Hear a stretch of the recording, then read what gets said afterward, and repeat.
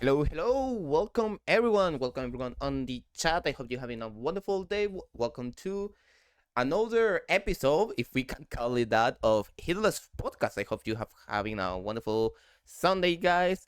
Today we have an amazing guest, not really known for doing Hitless, but known as the alternative controller pro player in a way. We have the one and only Gloomshadows invited to the podcast.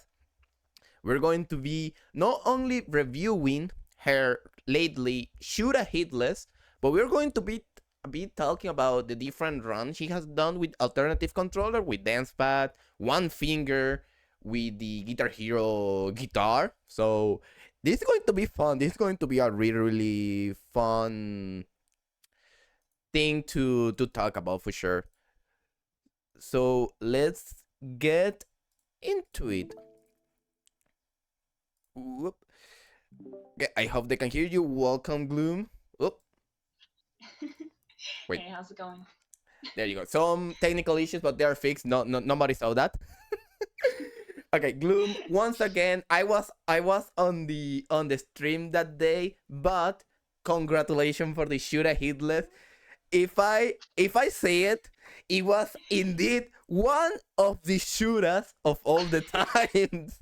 I just want to start from there. It was it was one of the shooters of all the times. I have to say that. Right. Well, thank you so much. No, it was a lot of fun. It was a lot of fun. I mean, we can get into it a little bit later, but I had definitely taken a break from Hitless, and coming back and having everything that happened during that run happen was just pretty wild. Exciting to be back to Hitless though now. Let's call like you never left hit. Like you only take long breaks. That's for Long sure. breaks. Yeah. So why Sekiro? Oh Why my what? gosh. That's the Why first question. Sekiro? Yeah, why did you? I Because you this is not your first hitless run. You have done Bloodborne. You did Bloodborne back then. That I wasn't there, but I was there for the Sekiro. And wait, what did you choose such a different game from Bloodborne to Sekiro? Why? Honestly, so first off, I just love Sekiro. It's one of my favorite FromSoft games, and in terms of combat, it's probably my favorite. But what kind of inspired me is I just had a lot of friends running Sekiro, in particular Kalianos. It was his very first hitless run, and watching him work on that, problem solve, and get down to PD1, and then just like nail it and finally get the run was just such an incredibly inspiring thing to see, and it just made me want to do it myself. So for me, it was just like being really inspired by people in my life that I look up to and that I really respect. And yeah, it was so last year we started it. We started Shora, I think around like August, and we got down to PB2. And around that time I realized that like my mental health wasn't in the right place for Oh hitless. yeah, Yeah, I just was having too much other life stuff going on, and when you're in those low PV they are spaces hard. They are and hard. you're constantly resetting and it's so hard mentally, I was like, I'm just going to take a break, and when my life gets a little bit back in order, we'll go back to hitless then. So that's kind of why I returned to it this past March, and yeah, it's been really exciting, and now I'm starting to route DS3, which is going to be my next hitless. Yeah, it's always a joke in the community, the PB1 hell, but not that much people talk how much pressure being in that position of PB1 and always going on reset city in a way is really crucial for the mental. Like I've been there for a while. I remember that the first moment that a run or a PB1 truly fuck my mental was when I was running Hades,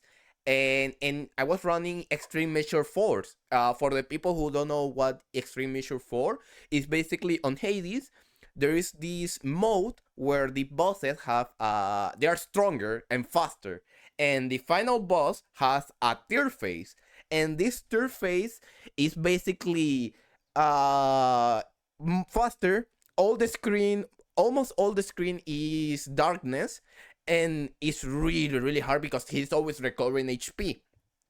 And I got a PB1 that not even the runner with most hours has ever experienced, and I was really impossible. Like if I run this game again, I'm going to die. And I decide to stop like for 2 weeks or something like that. And the exact day I came back, I got the run first try. First try. That's amazing. Also, do you mind if I ask what was the PB1? Like, what was the hit exactly? So on the final boss on Hades, he has an attack where he'll fire some lasers. I don't know if people who have played Hades know this attack. So on EM4, when he does this attack, he has like a AOE that doesn't do damage but stagger you. And Mhm. nobody from the Hitless community knew that. I was the first person, and so far, the only person in the Hitless community to experience that hit, that stagger. Seriously, you're still the only person that's ever had Only that person. stagger? Oh my It gosh. was That's truly, wild. truly, truly horrible. Oh my gosh. That's why I say that fight is really artificial difficulty, but it's nothing that you can always practice. To be honest, it's always that you can practice. Now, enough of me. We're talking about you. Okay, we're talking about you. So, first question: is Sekiro a soul game for you? I'm going with the hot takes. Is Sekiro a Souls game for you? I'm so bad at things like this. I'd say probably not. I think it's very much its own thing. And just in terms of combat and mechanics, I mean, yes, it's obviously a FromSoft game and it has certain similarities to the Souls games, but I think it's just kind of its own thing, to be Yeah, honest. What about you? it's just no. I'm going. There's even a command on my chat. Please, everyone, write exclamation Sekiro so you can see what's my opinion about Yeah, I want to Sekiro. see this. I want to see Perry Simulator. Parent simulator written game where you just clink clink clan and scream sorry key. You threw some explosive shields and then use a blood katana that does a lot of damage. That's Sekiro. And you cannot say, oh Kappa, but you have not played Sekiro. I have done 2 no-hit runs and once was with no prosthetic, okay? I know what I'm talking about. I'm sorry, but Blood Katana is the best way to describe MD. I think I'm gonna borrow that. I think I'm just gonna call it Blood Katana It's now. just that when I write that copy pasta, I haven't played Sekiro, so I didn't know what exactly Mortal Draw was. Right. So for me, it was a blood katana. That was for me. It was a rivers of blood. That is a Uh, very hot take. it's a Very, really very hot. hot But take. yeah, Sekiro is totally not a Souls game. It's just a game. Like it's itself a game. Like it's like Lies of P. Lies of P is not a Souls, but a Sekiro like in a way. Hmm.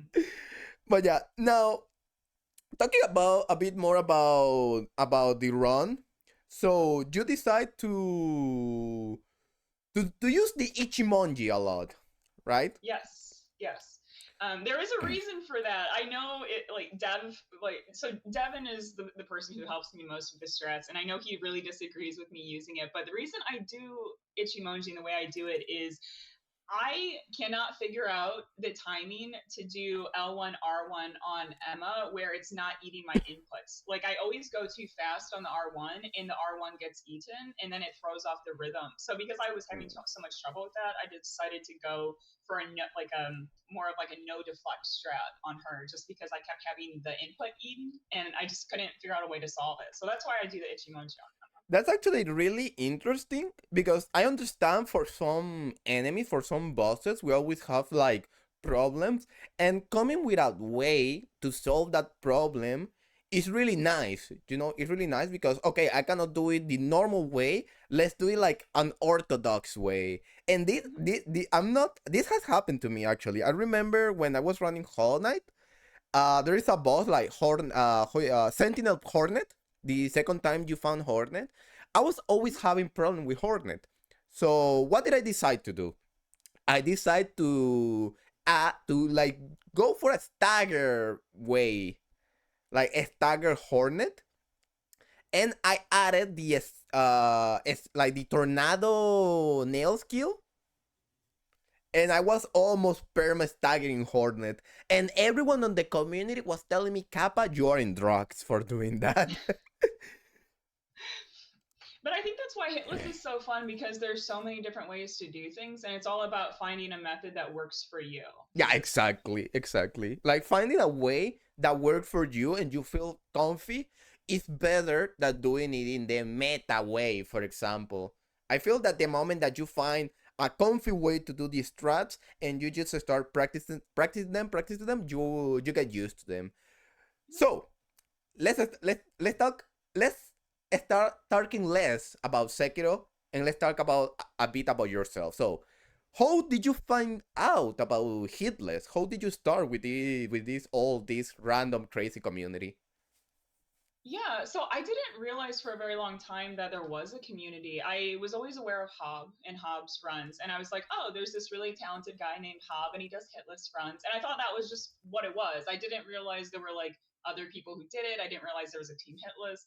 But then I started meeting people from the community, and specifically, I was very inspired by a lot of women in the team hitless community. So Goes on Ghost, Sir Boggett, Blueberry Brioche, and seeing them do their runs and just achieve really, really cool, accomplishments in these games really inspired me and made me want to try it myself. Yeah, I feel that this is going to sound so dumb, but I think that so far everyone that has come to the podcast, everyone has known ex Hitless for Hub. Everyone. Yeah. It's Yep. so crazy how everyone has agreed that Hob is just the grandfather of Hitler, and he is. But it's so fun that even new runners from the community always discover Hitler thanks to Hob, in a way. Mhm. You know? Even it's just, oh, I saw this guy doing Dark Soul Hitler, and it was a guy called Hob. It's always Hob. He's always there. It's, That's so it's funny. Has anyone mentioned anyone else, or has it always been 100% everyone just one mentions so Hob? far so far it has been 100% Hob so far. It's Interesting. crazy. It really That's really cool. he's just the grandfather of Hitler. He's just the person that is there. Oh yeah, he's there. He cannot escape Hitler. It doesn't matter how much Warzone and poker he plays, he's going to be always there. Always hitless, yeah. Now, you started with Bloodborne, right? I'm guessing that it was the influence of Ghost in a way. But Oh, of course. But it was what also my favorite game at the time too. This has changed. This is a new thing. It's not my favorite game anymore, but it was my favorite game hot at the take? time. And No way. I Don't tell know, Ghost. Don't tell I know, Ghost. we can't tell Ghost. I know. Oh no. I won't be able to mod you. She won't be my friend anymore. I Everyone, know. turn off the podcast. I know. Turn off the podcast. Oh, she's here. She's Oh no, she's here. Ghost. I'm so sorry. I'm so sorry for the betrayal, girl. but But but yes, it was just my favorite game. So I figured if I'm going to hit list any of these, it might as well be the one that I love the most, yeah, right? exactly. It has to be your favorite. Usually, starting with your favorite one is the right call. I start with Hades, but so far I think that if I were going to start with a Souls game, but like back then in the time, it will not be Bloodborne because I just played Bloodborne recently. To be honest, I just played Mm-hmm. recently, and I told Yeah. Ghost and all the people from the Bloodborne community that I understand why you all crazy about consuming blood and living in Yarna because that game is just amazing. It just You had the best quote about Bloodborne, by the way, on your first playthrough. You know the one. You know what I'm referring to. it just I just understand. I just understand why everyone loved Bloodborne so much. It's just an amazing game. And comparing to Sekiro, which one do you think was harder? That's tough because, with Bloodborne, it was my first run. So, like, getting used to the mental challenge. It was also one of my early challenge runs, too. I hadn't done any alternative controllers. I'd only at that point done a couple of Deathless runs and, like, a couple of Soul Level 1 runs. So at that point, I think, like, to me, that one felt harder to me just because I was new to it, right? I was Yeah, new yeah, to the yeah. mentality of challenge running. I was new to dealing with a PB1.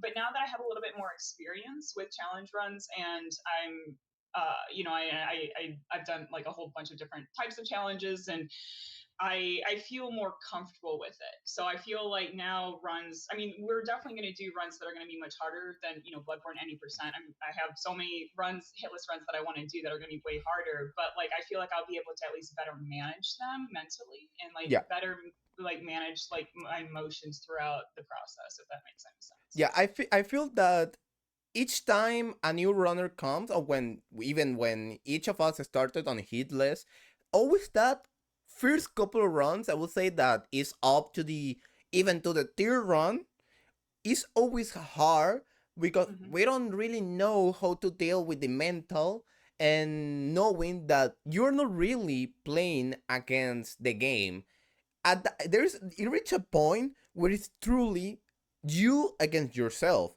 because there's going to be days that you cannot even pass the first boss or the first running section, and there's going to be days that you have that consistency but you cannot kill certain boss in a way. So it reach a point that you tell yourself, oh, I cannot do it, I'm never going to get the run. And that has happened to me, and I think that has happened to everyone that they feel this block, like mental block. They're saying, "No, I'm not going to get the run. I'm going to fail each try." And that's why I feel funny that we always get the runs those days that we never think that we're going to get the run.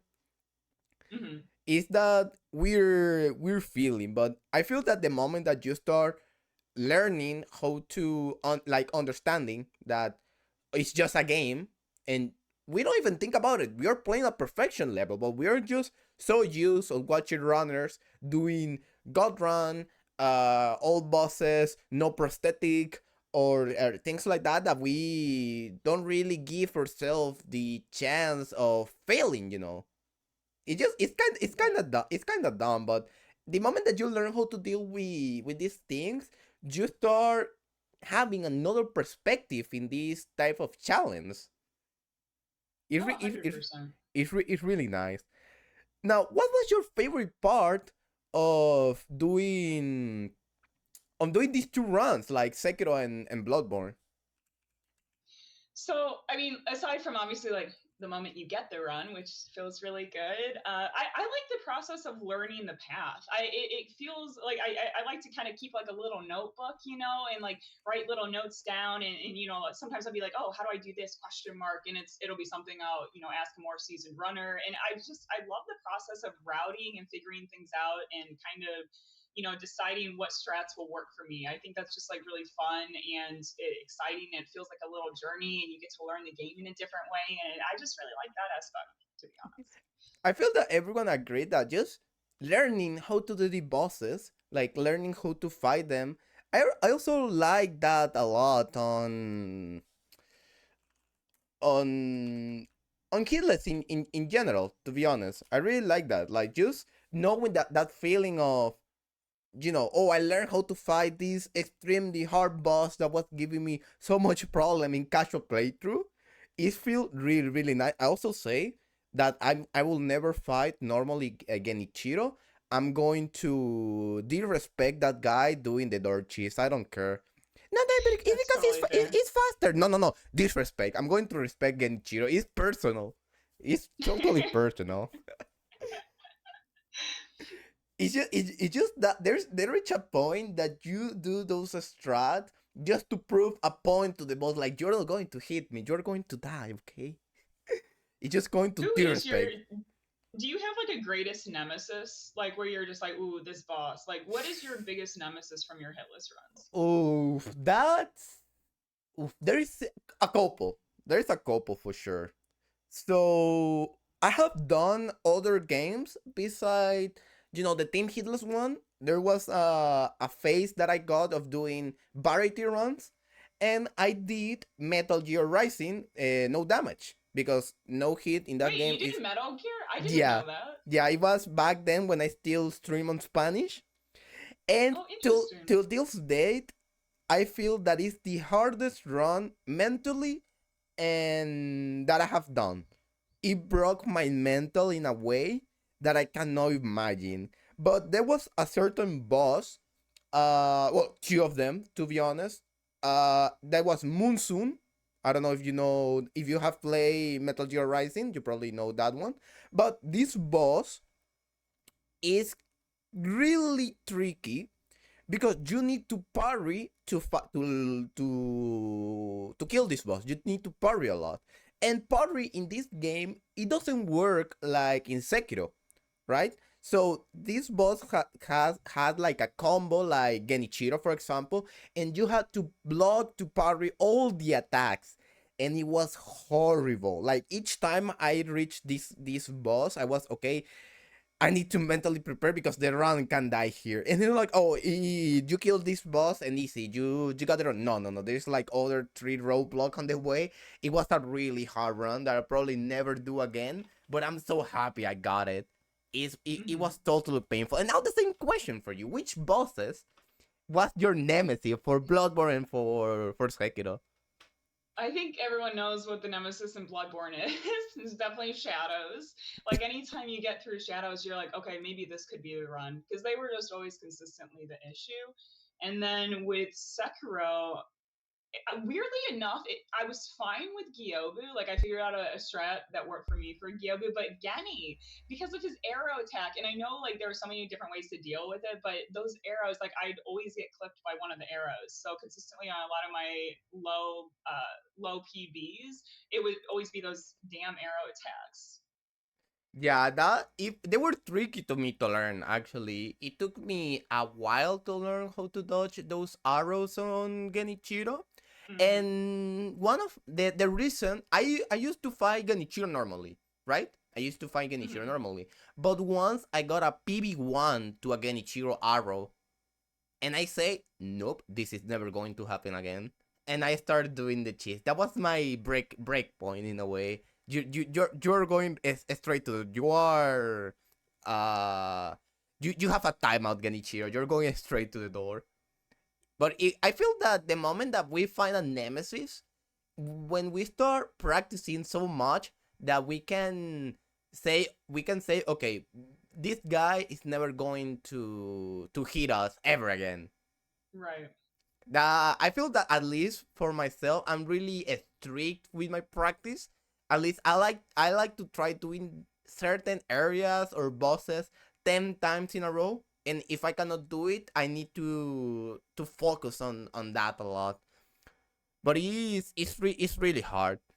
And now, how do you deal with mentally with all of this, with the PB1, with the mental of I'm not going to get the run, or when you have a really good pace and then it died randomly? How do you deal with that?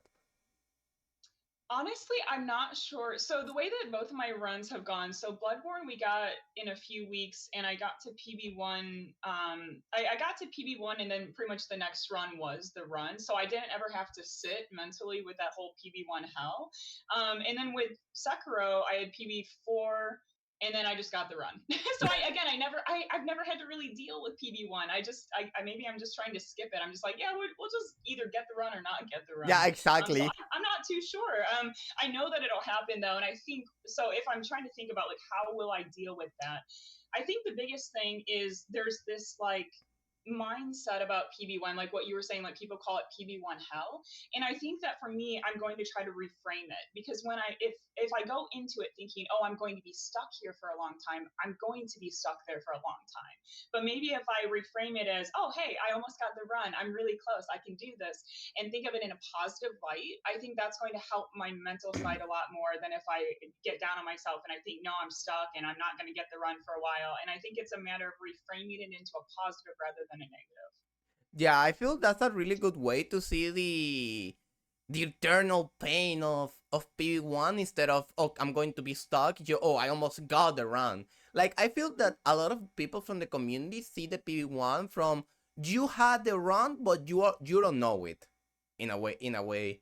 I feel that a lot of people from the community see in that way, and is really nice because you usually PB1s are really to dumb things. You know, usually a lot of my Yeah. favorite ones were like gravity, dumb hitboxes, books, things like that.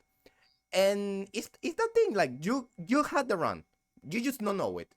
Like you, not even you, but everyone else know that you already got the run, and it's Yep. just waiting in a way, waiting until that exact day comes, and you got the run. It's just having like everything uh fall in place in a way.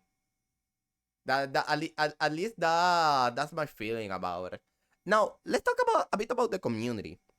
So Sure. you start with hope, like you found about Hitless about hope, but how did you get more into the community? So honestly, the way that I first found out, like I'd always known about Ghost through her YouTube videos, but Ghost was hugely instrumental when I was working on Bloodborne Deathless. She came over. She actually came over right before I was going into Shadows, and I was like, "Oh no, I've got to play now. I've got Ghost is here," you know. like, and so like I got to know her, and I started learning about Team Hitless through her. And then around that same time, I also met Sir Boggett, who was working on Dark Souls 3 All Bosses, and was hugely inspired by her run. Like I just thought like what she was doing was so very cool. And from these runners, I just kind of started meeting more and more people in their community. And then I joined the Discord, and of course met more people there. And yeah, it's been great, and it's just amazing like how supportive and encouraging everyone's been. Yeah, I just feel that Hitless has a really amazing community. We learn so much about each other, and when we have a problem with something, we want to help each other in that way. Oh, we'll try maybe this strat, try this. It's probably going to help you. It's really nice because I feel that that doesn't happen that much on speedrun. To be honest, at least on speedrun, there's people that like to help each other. But since here there's not that competitivity like against each other, most against, like I said, like against yourself. Right. For So it's easier to help each other. It's easier to help each other with strats and all of that. Yeah, for sure. And now, which point or which part of these fronts where you say that you were thinking you were going to get stuck more time, that you were, oh, I'm going to, the run is going to die here 100%, and at the end it didn't happen, but you thought about it. Honestly, on Sekiro, I was really sure I was going to have an Ishin meme because like Ishin is known for having memes. He has so many memes, and I never on. So when we came back to Hitless, we did it in 4 streams. So we set a baseline, and then we had PB8, PB4, and then we just kind of like got the run. Like it was pretty quick once we did get back to it, but I was sure that Ishin would be a huge problem, and he never was. Like, and I think the reason why he wasn't is because off stream, I would just spend like an entire day doing nothing but Ishin. like Oh, I would yeah. just spend like hours and hours and hours until like I felt like I could almost do it, just like muscle memory. It was just like automatic. And so I think because I preemptively thought he would be an issue, he didn't become one because I just put in a lot of hours to get consistent with him. Yeah, I feel that's the best way. Like if you feel you have problem with a boss, you can always just practice it. It Yep. sounds dumb, but the moment that you start practicing a boss, you start learning new strat, how to deal with that boss. It's really nice, and also having like watching your progress with that. It's really nice, to be honest. Like yourself knowing, oh wait, I can do this boss now. That feels so nice. Yeah. But I feel that a lot of people get stuck in that in those part a lot. Like we don't really know how to deal with a boss, so we ourselves get stuck on those things. Oh, I totally feel that. Like I've been starting to work on Dark Souls 3, and so I was like the other day I was working on Dragon Slayer, and I was having some problems with trying to figure out the meatball situation. Yeah. But then instead of like going and looking it up or asking someone, I just kept trying it for like an hour, and I was getting so mad and frustrated at myself. And then I was like, okay, girl, you need to take a break.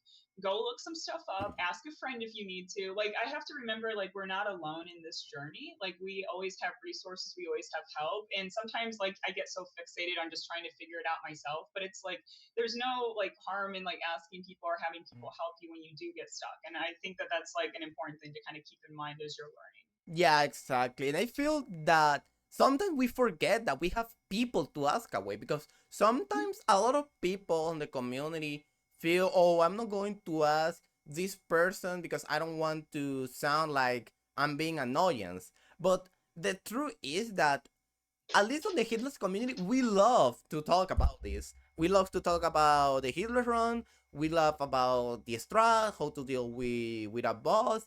It's really nice. At the end, it's our hyperfixation that we share. Hmm. Like Yeah, for you sure. know, there's not that much crazy people that likes to complete a game without getting hit. We must talk to each other to learn about it. Right. So shut up, Famorian. But it's really nice that way. I just read what he wrote. Fomorian is so bad. Yeah, let's talk now that this random guy from the chat brought the topic. Let's bring it. Let's talk about gatekeep. Okay, let's talk about Okay. gatekeep. Well, we just learned that Mr. Fomorian likes to gatekeep Yeah, everything in this exactly. He has his game. own strat from Bloodborne and Elden Ring Yeah, that he doesn't doesn't like. share with the rest of us. Yeah, there is a reason. There is a reason why not that much people do no damage on Bloodborne, because Right. Fomorian gatekeeps all the strat. No, you have to pay me $20 if you want me to teach you this strat. No, that's so mean. That's so mean. It's so mean. He's the worst. But now let's talk a bit about Team Hitless. Okay, so let's talk Okay. again with the hot takes. If you wanted to change a rule from any game, that in this case Bloodborne and Sekiro that you run, and Dark Souls that you started to run, if you wanted to change a rule, which rule would you like to change? I honestly think I'm okay with all the current rules. I think so. I can't remember if they've changed it, but before I thought that the HUD requirements, like certain things on the HUD that needed to be visible, should have been changed, and they have recently made those changes.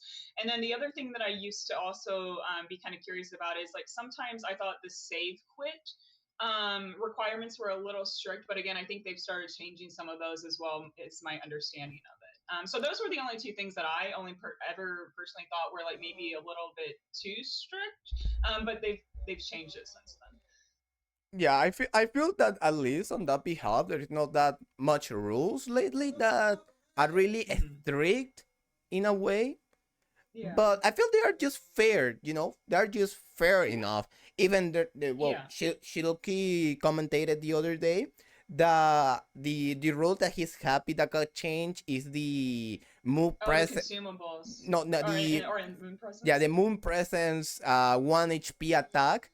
That back then, I remember you had to do a certain fall damage thing, so you technically didn't lose HP, but now it doesn't count as a hit.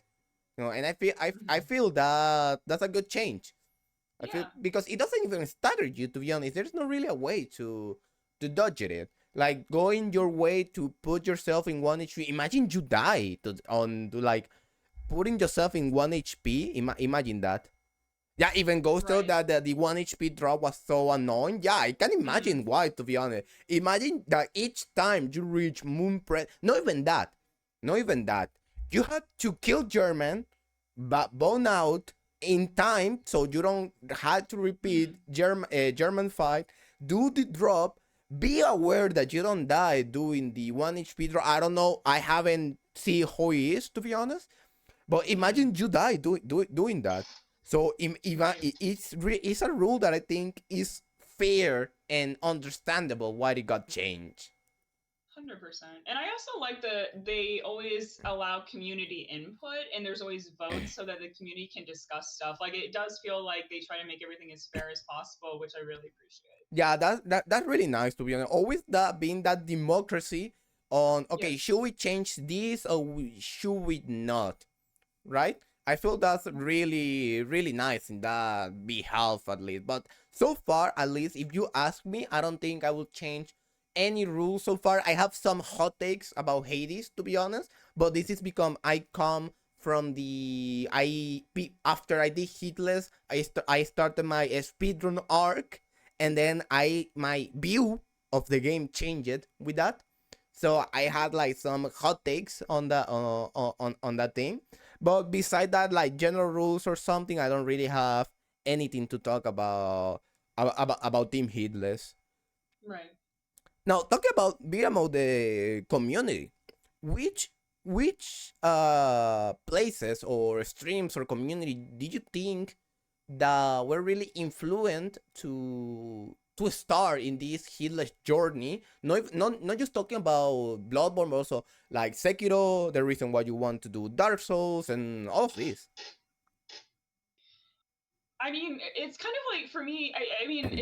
I would say I'm inspired twofold. I'm inspired by like my close friends, like seeing what my close friends does, like what they do, like always really inspires me, and like also kind of gets me thinking like, oh, like what kind of like how could I like maybe take or like do something similar, but maybe make it my own run, or like like what kind of creative twist could I have on that because that looked really cool, but I want to do it my own way, like so like seeing what my friends are doing is one thing, but then also like of course like like the legends, like obviously like Ghost and Gino and Dino and Hob and just everything that they do. Like I think in the long term, I would really love to do like very long runs. I'd like to do more of like marathon type runs.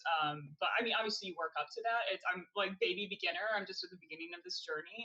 But I think seeing those like really long extended runs is so cool. And I would love to be able to get my focus where you can just focus for hours and hours and hours and do really long runs. This can be translated that we are going to be watching Bloodborne All Bosses plus DLC soon, maybe. Mm-hmm. Hmm. Yeah, I want to. I 100% want to. So my thought process is get through a lot of the any percents and then kind of go back through the games I've already done. So starting with Bloodborne and going into all bosses DLC, it would be a dream. Like I love that run. I love watching that run. I'm It's really very cool to very watch. excited. It's gonna be a good one. And honestly, I think like just like the strats that Ghost and so many other folks have developed are so solid. Like there's so much like really good meta for that run that's already been developed. And so like I feel like really excited to start doing those longer challenges. It's a really nice run. I just feel that since in general all the bosses of Bloodborne are so unique and each of them has a strat that is also really easy to learn. I feel that it's a run that a lot of people like to do after doing any percent. In my Yeah. case, I think that if I started to run Bloodborne, I would like to do at least all vanilla bosses because I don't see myself doing Orphan of Kos, to be honest. It's such a hard boss.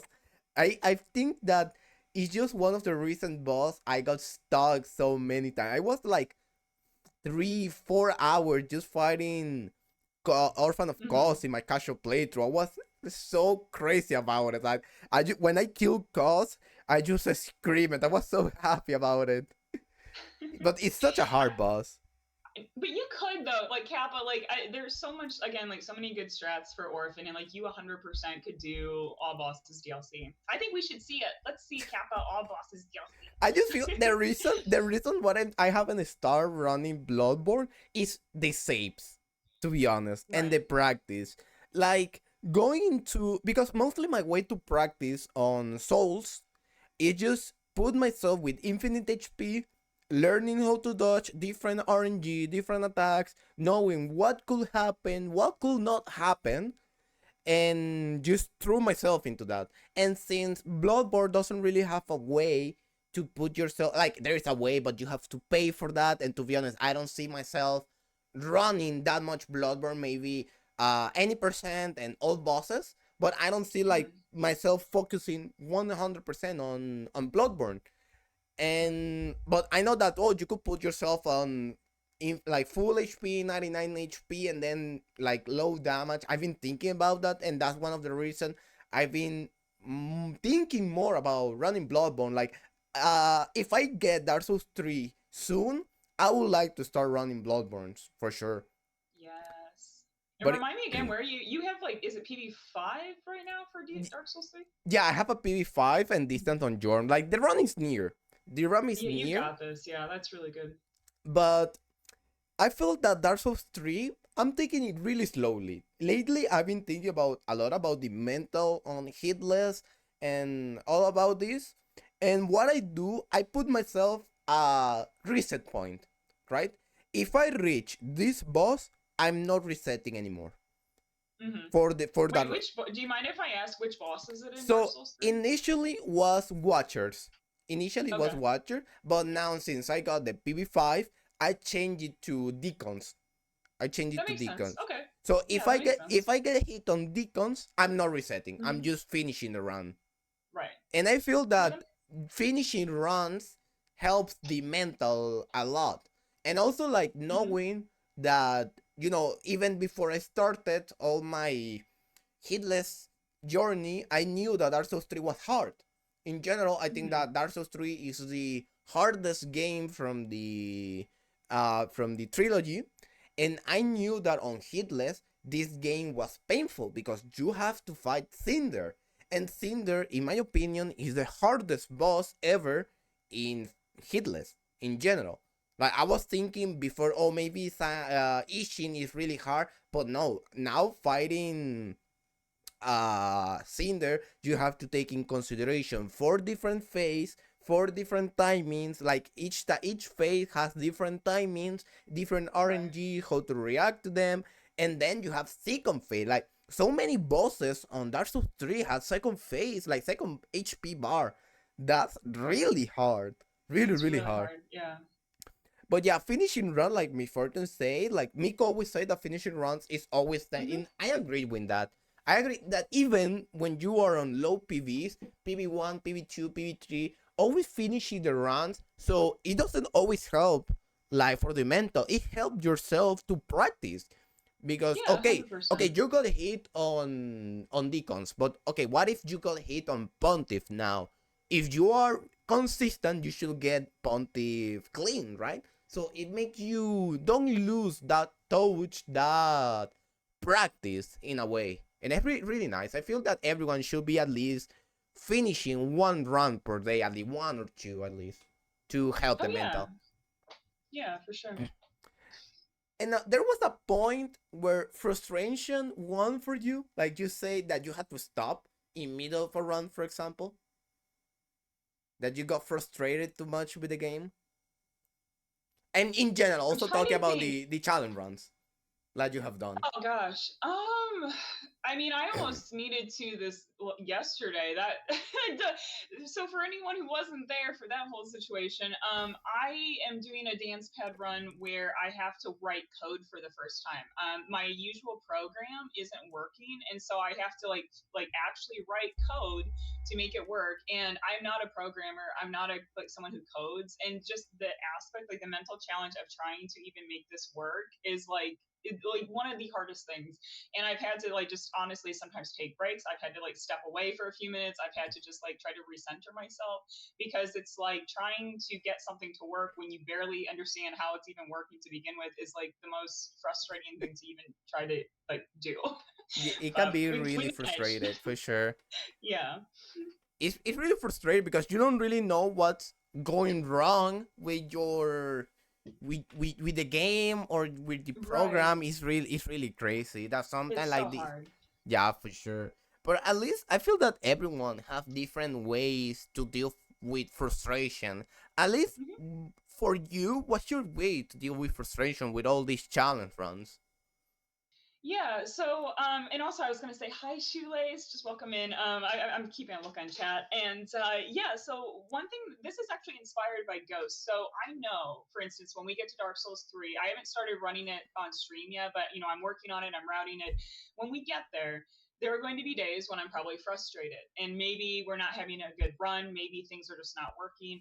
And what I learned from Ghost that I think is really cool is just switch to something that's kind of like more fun and chill. Like if you know it's not a good hit list day, like not every day is going to be a good hit list Oh day, but yeah, you for can always sure. switch to something else and have fun with something else. So my way of dealing with frustration going forward is if the run that I'm trying to achieve is not working, I'm going to have a backup plan so that we can do something fun and chill and relax and, just kind of, still hang out with the community and hang out and chat and have fun and not worry so much about if it's a good or bad hit list day. So that's kind of what I'm planning to do when we start this whole Dark Souls 3 adventure. Yeah, I feel I sadly I cannot do that.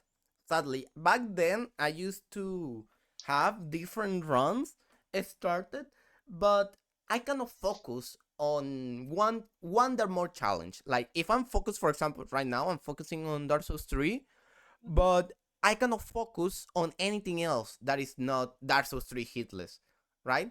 Lately, I've been playing some casual games on each Saturday. I'm supposed to start Armor Core, but since I live sadly in Venezuela, I need to like I'm having power cuts almost every like. Oh well, Yeah, the people already know that this week I was only able to stream 1 hour all this week, only 1 hour. It was painful, that's so but frustrating. I decided to pick Saturdays to play something outside of Hitless. In this case, Mm-hmm. we finished Lies of P, which I have to say is a really good game. I'm never going to do it on Hitless though. I really like it. And I have to say, if it wasn't for the narrative and the OST, I would have dropped the game because the Mm-hmm. gameplay didn't bite me. I didn't really like Hmm. the Interesting. but I really like the game, like the gameplay, way more than Sekiro. Way Really more. Yes. interesting. Kappa with the hot takes today. Yeah, I feel like That's interesting. my hot take is that Lies of P is what would be if Sekiro were a good game. That's my hot take. And I feel Damn. like Life of P has such an amazing narrative, has such an amazing OST. The character feels so alive. The voice acting, everything feels really nice. You can see like the depths put a lot of love into the game, a Hmm. lot. But I feel like when we talk about bosses, I feel like you know that in at least in Dark Souls and Sekiro, the bosses like to idle a lot. The bosses Oh like to yes. idle a lot, and you have like a moment to think, okay, what the boss is going to do? What should I do? How should I react? Unless of P, they don't. They are always doing one Hmm. thing. You don't have time to react, and that's a thing I didn't like, to be honest. Interesting. That's something I Yeah, I'm didn't like a excited lot. to try it. I haven't played Lies yet. I own it. I just haven't gotten around to trying it yet. It's a really good game. I strongly recommend it. Even and since you really like Sekiro, I'm strongly 100% sure that you're going to love Lies of P. It's really nice, to be honest. But yeah, I feel that Lies of P for me is a strong like 7 or 8 out of 10, to be honest. And yeah, fighting Black Rabbit Brotherhood, god damn that boss. That boss, I think that it was even worse than any From Software boss I have ever experienced. It's such horrible boss, to be honest. In general, I don't really hate NPC bosses fight. Like I'm the person who like Gideon, you know. I like Hmm. Gideon fight. Like I hate Gideon. No, I like Gideon. Gideon is such a good Sorry, boss. who? Okay, I don't know Elden Ring. Who's Gideon? I'm so sorry. The one before Godric, the one that literally just, oh, I knew you will come to stand before the Elden Ring, the Elden Throne. The one that you have a staff and everyone just smack with the iron balls to their backs. Okay, I think I know who you're talking about. Maybe. All That right, so you that like Gideon? yeah, I like Gideon. Like people especially hate Gideon for hitless because he is simple. To be honest, when if you're talking about the meta run, he dies from 3 attacks. Okay, but his speech is longer than the fight, and you cannot progress to the next boss until he finishes his speech. You know, and I don't care about that because I love his voice actor a lot. Yeah. Hmm. And yeah, that's true. He uses a lot of magic before the final bosses, and he has this mechanic that if you kill more the Great Runes bosses like Godric, Malenia, Rykar, all the Great Runes bosses, he uses more magics. And I feel that's an amazing mechanic that sadly is bad implemented. I agreed with Hmm. that on every. Sadly, it's really bad implemented. But even with that, I think it's an amazing boss and NPC. But that boss that Famorian just say, Black Rabbit Brotherhood is such a terrible boss in a way because in Lies of P, not the consumable, the resins, the equivalent to resins, okay, are super strong. Like not even joking, super strong. And on on Lies of P, that boss can use the resins against you, right? And Mm-hmm. obviously, like in Souls, when people use resins, like they are really strong, really strong. But when they are used against you on Lies of P, you want like I'm going. This is my express. I would rather cut my balls with a rusted knife and eat them than fighting that boss ever again. That's an amazing quote. Because it's horrible. That boss is horrible, and I hope you get past that boss really fast because it's horrible. It's totally horrible. I hope so too. Now I'm all nervous. It sounds rough. You'll be alright. You'll be alright. You have so much people that know about Lies of P That's in your true. It would chat that help. you'll Yeah. be nice. To be honest, but it's horrible for sure. It's Yeah. horrible. Like those. That's the boss. The reason I'm never going to do a second playthrough of Lies of P.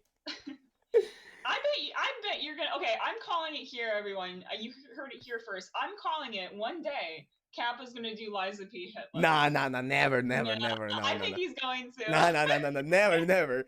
I will the day that happens. I will stop streaming. Not even for all the money. It's horrible for sure. God damn. Oh god. Well, now talking a bit more about we can still talk about the community to be honest.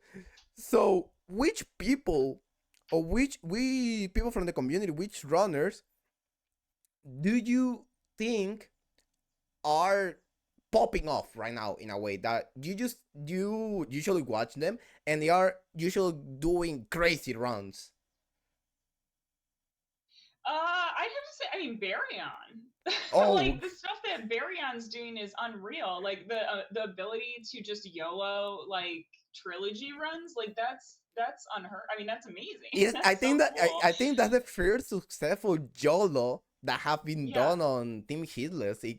Someone can confirm, but that way, literally, he just did DS2 bosses and the Dark Souls 3 and DS1 on one day. That's crazy, to Yeah. be honest. It's really crazy. From a Yeah. YOLO, it's such crazy, to be honest. Yeah, so like I would say Baryon in terms of just like those kind of like marathon, like really big runs, and then also in terms because I watched Bloodborne for Bloodborne Soul Slayer, like Oh, yeah.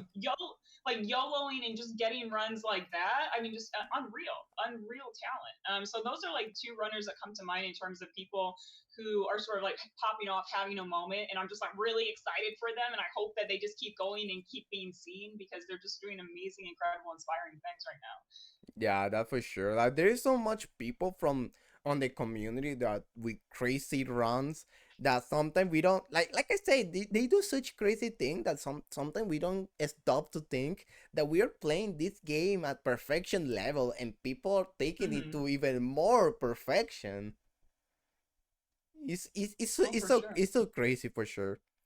Now, which thing do you like from the Hitters community that you say, "Oh, I love this place because of this." I think the most exciting thing to me is the way in which everyone shares tips and ideas. And so here's the thing that I think is really interesting. I do, and we'll talk about this later, but I do a lot of alternative controller stuff. There's like four of us. There's not. I mean, I'm exaggerating, but there's not. It's a very tiny community, One of and us, one there of aren't a us. lot of people who specifically specialize in just dance pad. And so I think it's a little, and then within that, it's an even smaller subsect of people who are doing from soft dance pad, right? And so I find it kind of hard because there's not really a lot of people to bounce ideas off of, right? But in the Team Hitless community, I think it's really cool that there are so many people doing so many runs, and no matter what run you're doing, you can find other people that would be able to like kind of like help and bounce ideas off of or strategize with you. And I love that sense of community that Team Hitless has. Yeah, that sense of community, like we talk about it, but that is nice not having that feeling that people is against you. To be honest, on the community, more like Mm-hmm. always helping you. That Helping, yes. at least I feel that that is mostly on the because Team Hitless divides like if Vegas divides in more communities. We have the Italian one, the Dutch, German one, and we have the Spanish one and the English one. Mm-hmm. I like to classify mostly since the English speaker and the Spanish speaker are the two biggest one. Eh, sadly, this doesn't happen that much on the Spanish community. Mm-hmm. Like I feel like the on the Spanish community, I come from there. I'm not native English speaker, and this on the Spanish community there is more like a sense of individuality. I don't know if that's a word, but they like well we talk a bit more about that, but the feeling of gatekeep is a bit more real Hmm. in Interesting. the Spanish community. But when I on the English community, well, the most amazing moment I had or that I can remember from this like feeling of community, it was when I started to run Dark Souls 3. I was going to follow Barion's route, and then Iscarl literally just reached here and was like, Kappa, which run? What are you doing? Don't you dare going for this! Stop this! We are going tomorrow. We are rerouting this because we could do a more like the run I was doing. It wasn't bad, but it was more marathon wise run. Mm-hmm. So it was going to be a bit exhaustive in a way. So Yeah. he told me a more shorter run and with other strat that I really enjoy, and that will never happen on the Spanish community. That feeling of strats and all of that, or strat share. It doesn't really. I don't. At least when I was more into the Spanish community, I didn't saw it in a way. I didn't really saw it. It was more about getting runs and boosting your ego, boosting their ego of the run, sadly. And I feel at least on the English community that doesn't happen. At least I haven't seen it. Okay, there's a lot of people that is farming runs, but always those people that is farming runs like to help people with their run. We have, for example, Katirana that has been crazy with the Dark Souls all boss run doing the weapon only. We have well, I don't like to call Ghost a farmer, but she's the goat of Bloodborne. She's always open to help on Bloodborne. The same with Famorian, with Elden Ring and Mm-hmm. Bloodborne, Souls. Yep. Mikolash is one of the best in Dark Souls 3. Literally, the reason I can do the DSA is because he explained to some things to me, and the reason I didn't fail the parry to win anymore was thanks to him and to Carlo. And I feel at least I that sense of community is mostly on the English community, and it's something I love to be honest, because there is a lot of things that for yourself you're not going to learn, but the moment that someone else that is also doing the same things as you is going to give you another perspective in a way, and that's really really nice, at least really really nice. Yeah, for sure. Now let's focus again on the second round that we were talking about. So we are on the apes area. What do you think of Yeah. Ape? Did you think that Ape was a hard boss? really consistent with Ape. Yeah, like Ape was never really an issue. The biggest concern with Ape is sometimes the one cycle gets a little chaotic. Oh, But you yeah. know, when that happens, I usually would just wait for a moment to throw firecrackers and reset it. So I always felt very comfortable with Ape. Like I know a lot of people like struggle with him, but like for me, the hardest parts of the game were at the beginning for some reason. Like, Oh, and that's yeah. why it was kind of frustrating early on because I'm like, why are there so many early resets? Like, I felt like I was constantly resetting like 10 minutes into the run. But for me, the second half of the game is where I feel most comfortable and where I felt most confident when I was doing It sounds dumb, but Yobu is the hardest boss. Gyobu is the hardest, Yeah, 100%. And I can't do him the regular way. I have to do the like where you run away and like only go in on certain moves. Like yeah. he's tough. He's so tough. Really hard. My first run of my on Sekiro was the Shurano prosthetic, and I had to learn Gyobu with Yeah. parries, and it was such painful that just 10 minutes in, you had to fight that boss. It was horrible, 100%. Like one of the reasons, Yeah. if I ever do another Sekiro run, that I don't think so, to be honest, I will never do it no prosthetic, to be honest, because of Yobu. Oh yeah. Well, the funny thing is like so Dev was like the main coach for me on that run and like is a really good friend and he kept telling me he's like, "Oh yeah, you should just like don't worry about the firecrackers, like just learn Gyobu." I'm like, "No." No, no. Deb, if I'm you're not hearing this, no. he's the reason what I did no prosthetic. That's his thing is like he makes it seem possible because he's so good at it and like when I'd watch him I'd be like, "Okay, maybe I could do this." And then I'd go and try it and I'm like, "No, we're going to use No, don't fall, firecrackers." don't Yeah. listen to his lies. He's lying. He just loves to watch people suffer. Exactly. That's what it is. That's why he The, recommends it. He wants to watch the pain. imagine the ghost literally just tell someone, "Oh, you should do BL4 first." Or like BL4 no buffs or like no upgrades. Like No grades, no fortune. Yeah, it's a fun run. No, you just like to watch people suffer. exactly. Also, hi Fala. Oh my god, speaking of like all the Giga gamers in chat. Yeah, we have like crazy people. Like we were talking about crazy runs, and we had literally Fala on the chat that one of his first run was dagger bandit knife only. I Bandit think. knife only.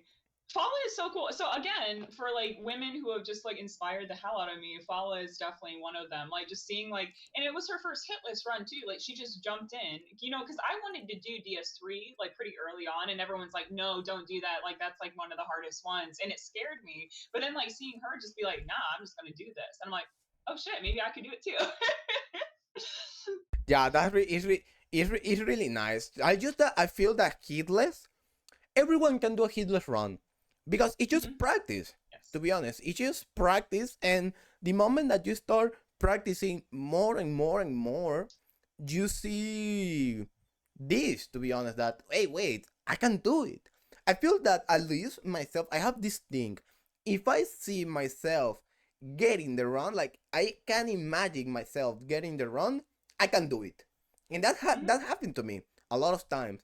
I sometimes I get like this mental block that I can no, I don't imagine myself getting the run. I'm never getting the run, and I'm like in this loophole for. And then there's reach a point when I can imagine myself getting a run. And, okay, maybe I can do it, and I feel that's a nice feeling. Like you can imagine yourself doing this challenge that yourself, if you itself impose to yourself in a way, like you're the one that Yeah. okay, I want to do this, it's a challenge, okay, nobody else is telling me to do it, I'm going to do it for myself, and then you do it and it feels really nice because you say things like, oh, I can do hard things, and that's really nice, to be honest. Yeah, and I think the power of visualization is very important. Like, I know a lot of people might think this is sort of silly, but like when I was doing Bloodborne, for instance, like every night when I'd go to bed, I would just like picture the perfect run. Like, I would picture and see myself doing it, and then like seeing that final moment, getting wet nurse, knowing I could do it. And I honestly think like if you just have to keep visualizing and believing and knowing you can do it, and then you'll be able to do it. Yeah, I see. I feel that the moment that you start visualizing yourself on this, Hmm. you're way closer to Yes. get around for sure. Now, well, we talk about a bit about the community. Now let's talk about what's next for you on Hitless. So Yes. you say you want to do Dark Souls 3 and you also want to do Bloodborne all bosses.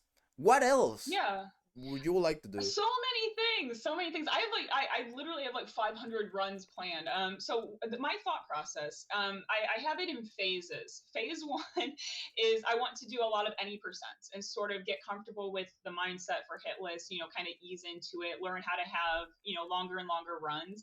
And then phase two will be like taking on these longer runs, right? Like I want to do all bosses. I want to eventually do maybe like more like marathon stuff in a very, very long term sense.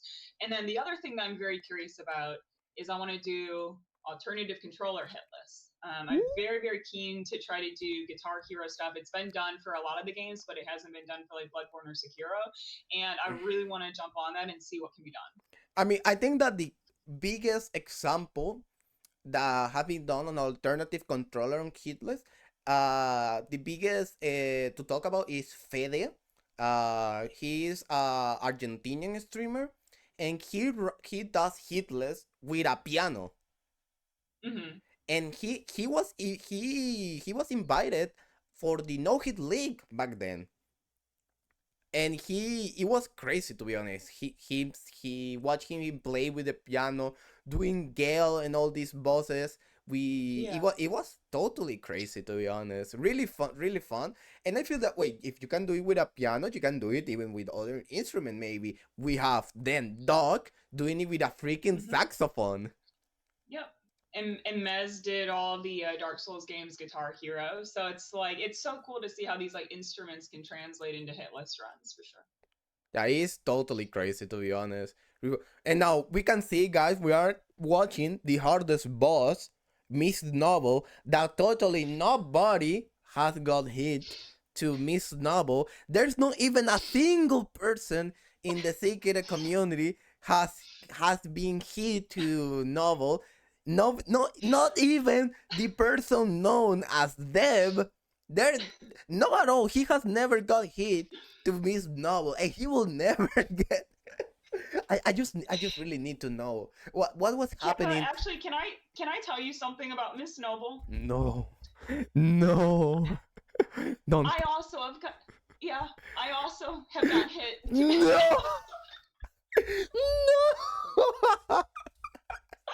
And the most embarrassing thing is I was showboating. It was on my guitar run, and I literally flipped the guitar behind my head, and I'm doing it. But the moment I go to flip it, he had an attack to attack. He had a chance to attack me. So I'm literally sitting here like playing behind my head with the guitar and getting hit to Miss No. It's like the dumbest. It's so dumb. Miss Novel takes another victim again. Yeah. Oh my god. But also, even on this hitless run, you can see like there was an accident. The lock on came off and aggroed to one of the dogs outside, or locked on one of the Yeah, dogs that I aggroed. saw I it. almost got hit. I almost got hit again on this hitless run. Like it's absurd. It's just that it's so funny. It was going to be hilarious to be honest. I'm happy you didn't get hit, but to be Oh, I'm honest, so glad. the only person to be getting on a hitless run has been David. It's so funny It to has been done, remember. yeah. I mean, because in that clip you see Miss Noble about to swing, and I'm like, oh my god, could you imagine if your one hit PB was to Miss Noble? Like, imagine. It's content at the end. It's It is content. content. That's true. Oh god, but truly, Miss Novel is truly a boss. To be honest, it's truly a boss. And yeah. Oh god, it's just that you think a bit more about it, and you think, but how? How did you get hit with Novel? How? What was like in your case? Okay, you were playing with the controller and all of that, but for them, why? What was happening through your head in that moment, man? Well, the best part about it, I love that clip because he's also singing. He's just having a good time, and then he just gets hit. I'm like, oh. It's so It's hilarious. honestly iconic though. Like I have a dev command in my chat just to be able to pull up that clip because it's my favorite. It's one of my favorite clips on Twitch. It's hilarious to be. He's going to be remembered for all of that. Yeah, you can get hit to You anything. That's can. true. Yep. That's the motto of Hitless at the end. You can get hit by anything. Oh god. But it's so fun to be honest. Just that feeling of, that you can dodge everything on Hitless is really nice, Hmm. to be honest. Now, I think that this is the moment that you forgot to pick up the The double Ichimonji. Ishimonji. Yeah, that was so that's a whole situation. So for anyone who isn't familiar with the run, most people just fight Emma straight up. I do it a little bit different. I don't do the meta way. I like to do the no deflect and use a double Ichimonji. But in this scenario, we had a hype train back at the beginning of stream, and I got so excited about the hype train. I was like, "Woo, we're hyping!" And I forgot to pick it up. I just 100% forgot to finish the dialogue with Tengu, and I didn't pick up the skill that I needed, and we're right at the end of the game, and I realized that I don't have it. Yeah, I feel that thing about, because we were all everyone looking at the wiki, we were looking at the strats and all of that. Okay, what we can do, we Yeah, cannot, and at the end you find a way to get the Ichimonji. yeah. It's amazing. But I could not have done it without everyone. Like I honestly, like in that moment, I despaired. Like if I had just been on my own, I'd be like, well, I guess the run's over. But like everyone was like, no, just like, go back to Dilapidated Temple. We'll wiki. We'll search for things. And again, that's what like I love about the Team Hitless community. Like folks had come in because I was on pace. Like people I've never even met before, and people like sat there and they were like they never met me, but they were still willing to be like, no, like let's figure this out. I think if you go and you talk to Issue here, I think you should be able to get it, you know. And we figured it out together, and it was a collective, and like that was just such a cool moment where like the community came together to help me when I kind of like I wasn't sure what to do, to be honest. Yeah, it's really nice, to be honest. I just love about that, about Hitler, to be honest, that when we're having a problem, we can go and deal with it. It's really nice. 100%. Like, even, Yep. oh wait, I'm being hit by this enemy a lot. What can I do? And people, oh, you can try this, you can try that. It's really nice. At least it's really nice, to be honest. At least I hope that the community stick with this, to be honest, because it's really, I think that I've been talking about that I would like to be add to Team Hitless is a BOD review. So you will ask, what about the BOD review? So on this comes from Hades speedrun. Like I told you, I had like Mm-hmm. a phase of doing Hades speedrun, and we have this thing that you can send your BOD so people can tell you how to improve your time. Like, oh, you can save, you should try spawning the enemies here, or you should try, for example, doing this here so you can save more time. And I've been thinking that that could help a lot on Hitless, because sometimes Mm. we get Yeah. stuck we get stuck, for example, on PV1, PV2, so we don't really know. Like, for example, we get stuck on PV1, but we start getting like 3 4 PV1 or something like that. And I feel that, for example, you send your BOD and someone watching, oh wait, you could improve, you got hit here because of this and this. Oh wait, I saw you do this strat here that's really outdated because you could get hit by this. You should try doing this strat and things like that, that maybe you don't see it, but someone that's most experience with the game in general can help you see another point of view. And I Mm. feel, Yeah. at least that's something that I would like to be added to Team Hitless, because it could help a lot of runners. Oh, 100%. That would be an amazing thing to have. Have you started talking about like how they could implement that or kind To of be look into honest, it a little bit no. more? To be No. honest, I have talked about it in different in the podcast, but to be honest, I'm too shy to talk about it to Oh somebody. no, I think it's a really really good idea though, and like, yeah, I would love to see something like that myself. Oh well, it's true that well you can still send the clip hits to the people and people will see it. That's true. But yeah, a lot of runners do that. I mean, I have experience like Croax when I was running Immortal Severance, I got hit to Ishin. Literally just Hmm. starting the fight, I got hit. And I was like, okay, why did I go hit? This is weird. And then I show it to Croax, and he told me, oh yeah, that's a weird RNG that only happened 1 in 1,000 times. And I was Oh, like, interesting. so Wow. I'm just unlucky. But yeah, that's true, fella. That's true. That's something that we do. But Hmm. what I talk is more as long BOD is what I mean. Like just the full BOD, like the run, for example. Like, for example, you're doing a really old strat on a boss and you don't really know, but then someone watch your BOD because you asked it for a BOD review, for example, because you don't really know what's happening on the run. And then people see that you are have like you do a really old strat. Oh wait, you're doing it's not the topic, but you are doing a really old strat here that's really not safe. You should try doing another strat. For example, that's what I mean. Just like a longer BOD review rather than the clips review for a dumb hit. That is probably something that helps more on a speedrun because it's shorter runs, but it's something that will be nice to see on the Hitless. But I understand because not that much people have time to watch a full run. Is what I mean. But it's something that at least I find really really nice because a lot of people like want to be here or looking at those different things in Kidless to show their strats or their or what to do in a way. Hmm. And now, And I see, feel like people in your community, like, for instance, like when I was running Bloodborne, whenever Ghost was there, she would like let me know if she was seeing a problem, like if I was doing something that would potentially get me hit.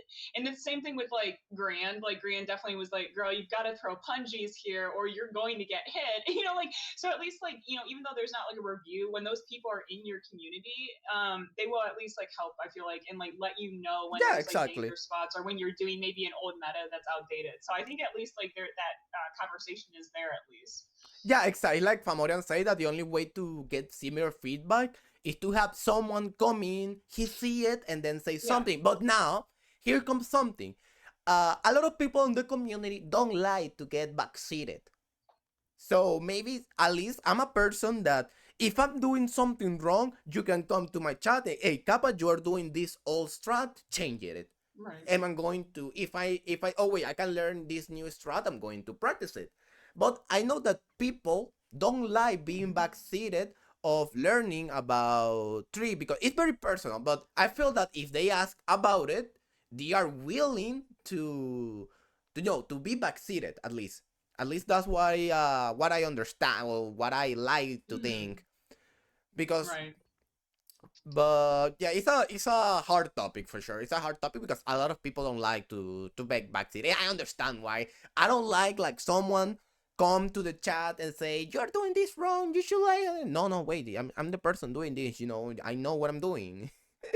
But now if Mm-hmm. someone that is experienced tell me Kappa, you're doing a really updated strat. Wait, if he tells me that, it's because there is a reason behind that. And also not even that. One of my moderators, Oka, he's not experienced in Hitless, but he likes to watch the stream a lot. And Mm-hmm. when I was doing Cinder practice, he saw that I was doing better on Cinder when I was being more aggressive, and he told me, Kappa, you should try being more aggressive. You are doing better. And then I try it, and wait, that's true. I'm doing way better. I'm more consistent if I'm being more aggressive than if I'm more conservative about it. And I feel that that's because you're open to the feedback. But if you are not, Right. but because I understand, you're not going to see it. And it happened because a lot of people like don't like being like I say it's just a circle at the end. Don't like to be backseated, but they then get stuck, and it's something really personal at the end. And now this leads to my question: what do you think about backseating in general? I'm very open to backseating if it's from people I know and respect. I get really frustrated when it's people I've never spoken to just coming in, and especially because, like, for me, people just give me wrong advice. Like, I had someone come in and start like or when I was doing Corrupted Monk, and I do the jump cheese, for Yeah, yeah. Corrupted Monk on my hit list, and they were like, LOL, you're meant to do an R1 after you throw the dust, and you're doing it wrong, and I'm like, I'm literally not. You literally don't know what you're talking about.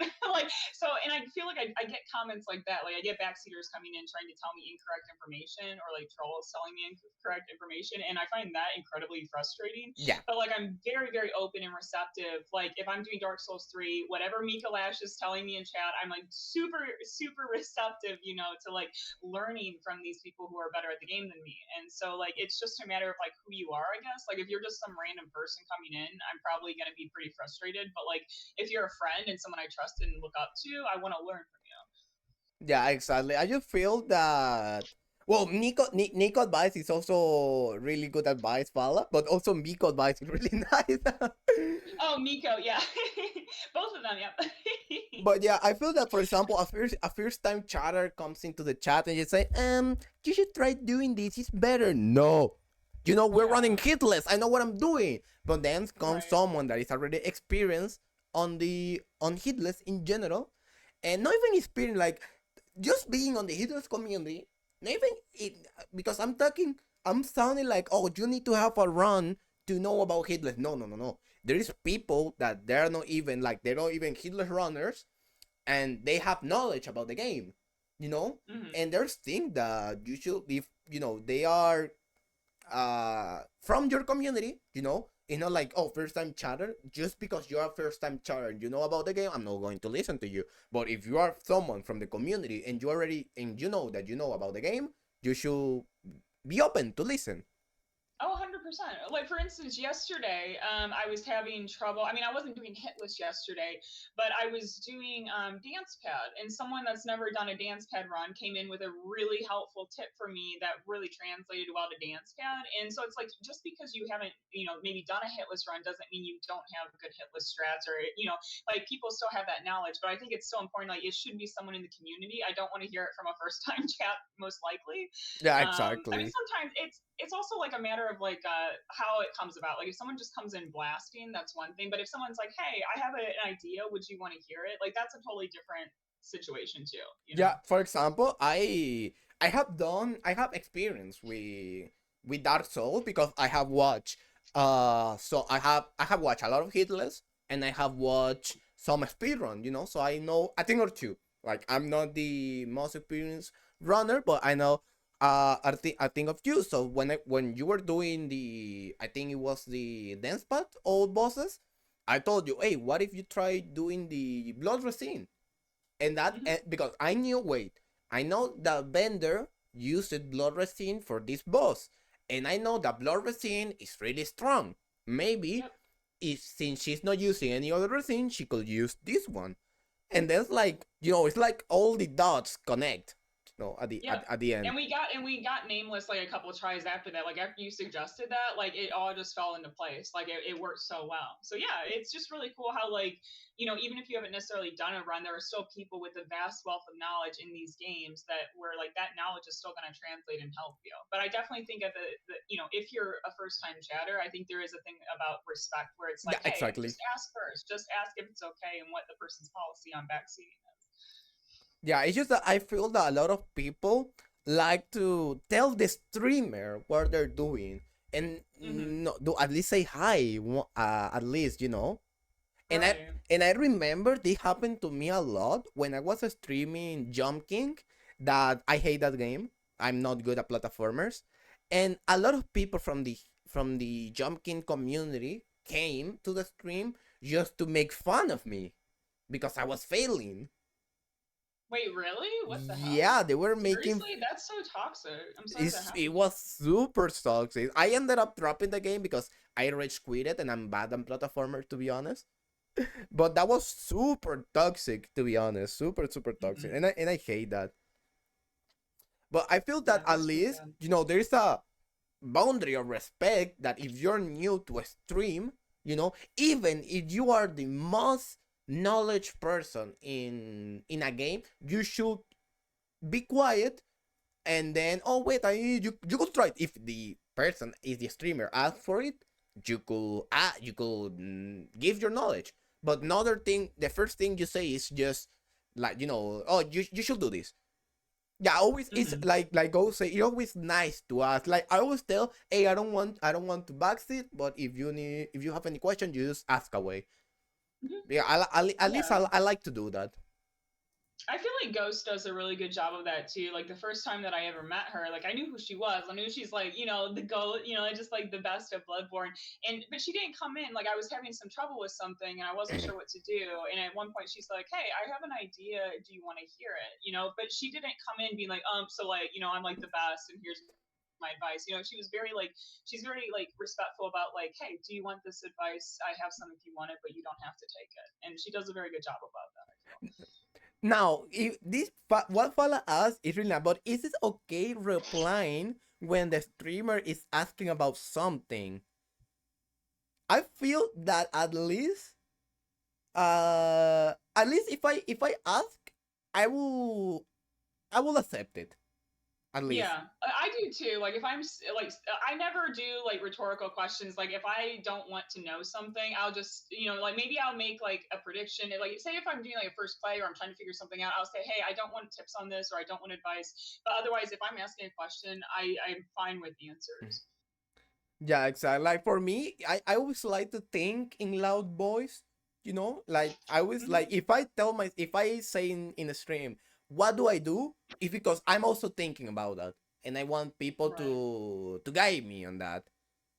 And I feel Hmm. like it's also I remember there was a streamer that she had like a cheat word in a way that only if she said that word it was open to backseat. But Right. even if she said, what do I do, I don't know what to do, people were not allowed to tell her. Only if she Hmm. said that cheat word that was something random, like, I don't know, watermelon, for example, people were allowed to do the backseat. And I think that's a way to know if rhetorical questions are allowed.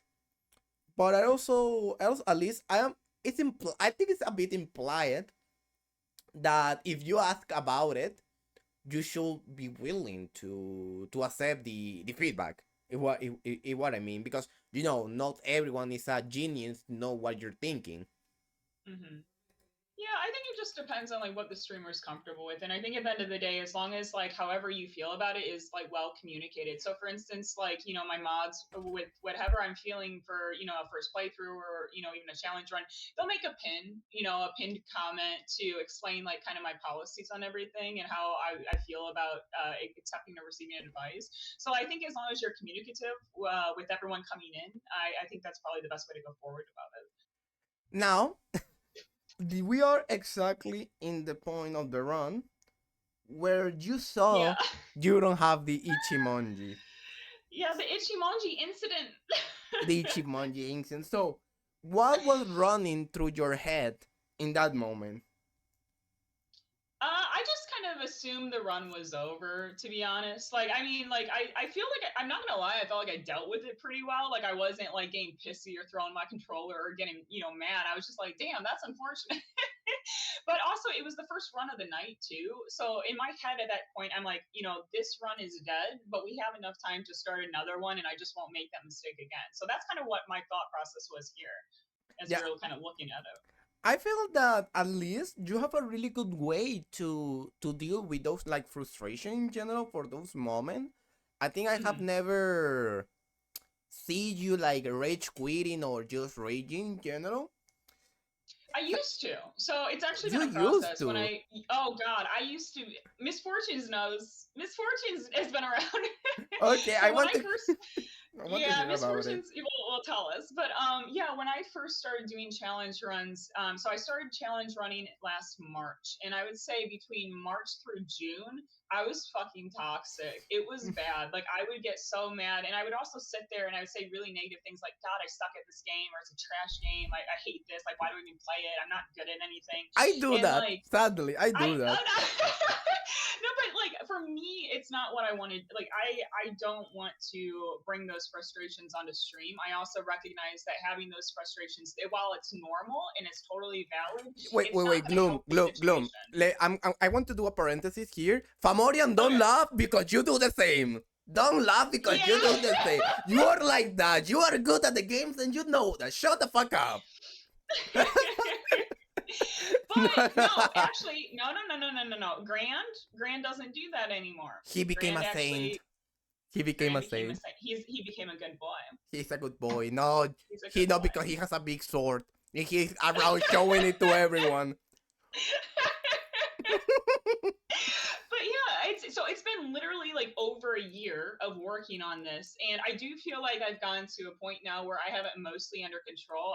Yesterday I did have a panic attack, but again, the panic attack was not about the dance pad or about the game. It was about everything on my computer going haywire. Like Mm. technical issues freaked me out and caused such a panic response for me. Like basically what happened is like my code was malfunctioning and then something happened where it froze all of my windows Oh and I God. couldn't click or do anything. And then when I came back, the code got all messed up, and then the dance pad wasn't working. And it's like the tech issues were freaking me out. And so, like again, it wasn't me getting mad about hours of attempting a boss. It was like me getting panicked about technical Yeah, problems. So I yeah, feel yeah. like I've definitely gotten better, but it's been a huge process.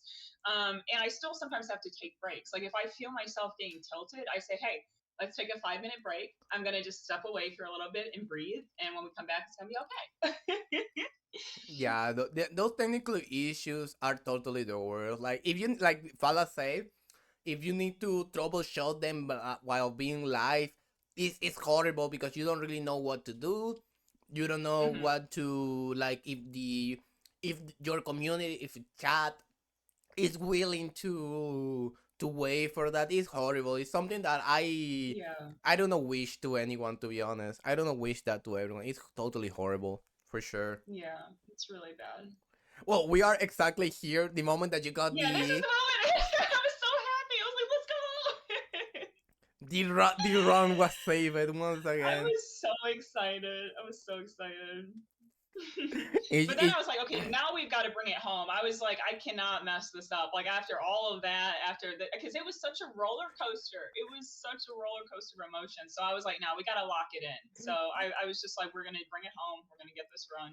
it's just one of those moments that even if you got hit, it was going to be a straight content. To be honest, it was. That's true. That's fair. It's one. It's truly one of the shooters of ever. Like